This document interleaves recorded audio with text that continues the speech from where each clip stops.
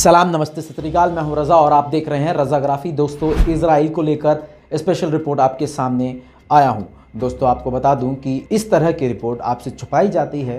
गोदी मीडिया की तरह इंटरनेशनल मीडिया भी ऐसा है जो हमेशा इजराइल और अमेरिका के पक्ष में ही सारी खबरें दिखाता है।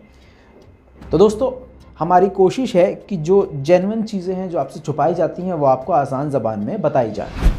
आपको बता दूं कि वक्त बदल रहा है, माहौल बदल रहा है, सारी चीज़ें बदल रही हैं, तौर तरीके बदल रहे हैं, जंग का तरीका भी बदल रहा है, लोगों के दुश्मन और दोस्त भी अब अदल बदल रहे हैं।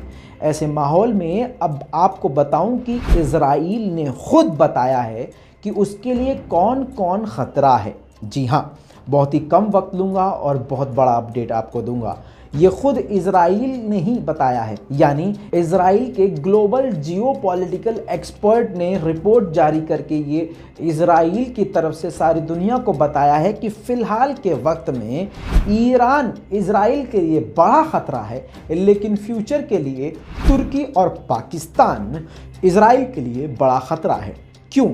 उसकी भी जानकारी और उसकी भी डिटेल उन्होंने आगे देते हुए कहा कि पाकिस्तान और तुर्की ईरान के नक्शे कदम पे चल रहे हैं। भले ही आज इजराइल के लिए सबसे बड़ा खतरा ईरान है, लेकिन आने वाले वक्त में पाकिस्तान और तुर्की बड़ा खतरा हो सकता है। आगे उन्होंने ये भी कहा कि इजराइल के लिए खतरे की ये घंटी है, ये अलार्मिंग सिचुएशन है। इजराइल को इन देशों से अलर्ट होने की ज़रूरत है। उन्होंने आगे एक बात दोबारा से ऐड करी कि ईरान भी खतरा है इस वक्त के लिए और तुर्की भी खतरा बन चुका है इजराइल के लिए। उन्होंने ये भी दावा किया कि जो इब्राहिम समझौता ट्रंप ने करवाया था, यानी जो यूएई, बहरीन, इन सभी देशों को मिलवा दिया था, उसके बाद इस पूरे क्षेत्र में एक ही सबसे बड़ा खतरा है, वो है ईरान। आपको बता दूं कि जाने अनजाने में इजराइल के इस एक्सपर्ट ने एक अच्छी बात भी बता दी है। ये तमाम मुसलमानों को समझ लेनी चाहिए। इजराइल के इस एक्सपर्ट ने ये भी बताया कि ईरान का परमाणु समझौता या फिर ईरान के शिया जो सरकार है वो, या लेबनान में हिजबुल्लाह को समर्थन देने वाले सुन्नी मुसलमान हो, ये सभी इजराइल के लिए ख़तरा हैं। यानी आप समझिए, इजराइल कह रहा है कि शिया हो या सुन्नी, कोई भी हो, अगर वो मुसलमान है तो वो इजराइल के लिए बड़ा ख़तरा है। आगे इजराइल ने ये भी कहा कि सुन्नी हमास को और सुन्नी लेबनान को ईरान यानी शिया एक सरकार जहां पर है वो इन सुन्नी समुदाय को समर्थन देती है और हथियार और ट्रेनिंग देती है। यानी ढके छुपे जाने अनजाने लफ्ज़ों में इजराइल ने बता दिया कि मुसलमानों, तुम आपस में लड़ते भिड़ते हो, लेकिन हमें पता है कि हमें खतरा तुम्हारी एकता से है। दोस्तों, आगे बढ़कर एक और बात बता दूं, फिलिस्तीन के फॉरेन मिनिस्टर ने कहा है, आपको द टाइम्स ऑफ इजराइल की रिपोर्ट के द्वारा ये बता रहा हूं रेफरेंस प्रूफ के तौर पे, कि जो 2 स्टेट सॉल्यूशन है उस पर बात करने के लिए, उसका हल निकालने के लिए अमेरिका, बाइडेन सरकार काफ़ी स्लो काम कर रही है। यानी बाइडेन सरकार नहीं चाहती कि 2 स्टेट सॉल्यूशन हो। इसीलिए दोस्तों, मैं हमेशा से कहता आया हूं, अमेरिका इजराइल एक है और एक से बढ़कर एक जलील अमेरिका इजराइल। फिलिस्तीन के फॉरेन मिनिस्टर ये भी कह चुके हैं, इसी रिपोर्ट में कहा है कि डोनाल्ड ट्रंप के ही नक्शे कदम पे बाइडेन सरकार चल रही है।